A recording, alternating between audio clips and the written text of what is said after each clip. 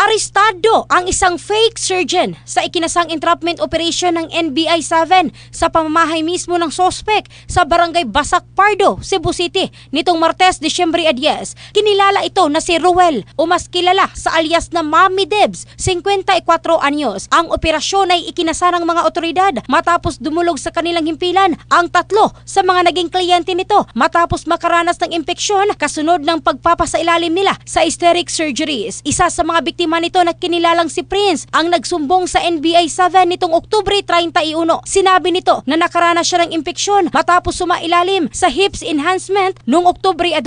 Isinagawa umano ang procedure sa halagang 20,000 pesos sa isang hotel sa Juan Luna Extension Road, Cebu City. Nagreklamo na siya kay Mami Debs sa kanilang ikalawang pagkikita noong Oktubre 11 at niresitahan siya ng gamot hanggang sa mas lumala pa ang sitwasyon at nakablock na siya sa messenger ng suspect. Pumunta na ng ospital si Prince at November 1 ay sumailalim siya sa major operation upang matanggal ang severe infection. Nalaman na wala pala sa database ng mga registered physician si Mami Debs. Disyembre 10, dumating sa himpilan ang kapatid ni Prince na si Chris kasama ang isa pa nilang kaibigan na si Renald na may schedule ng hip correction sa suspect sa mismong bahay nito at napagdesisyon ng ikasana ang entrapment operation. Nang makatanggap ng pre-arranged signal ang operating team, umakyat na sila sa bahay ng suspect at naaktuhan ito na magsasagawa na ng procedure. Nakita din ng mga otoridad ang iilang paraphernalia sa bahay nito na nagpapatunay na si Mami Debs ay nagsasagawa ng illegal practice of medicine. In the heart of changing lives, ito si Michelle Craste ng Brigada News Philippines, the Music and News Authority.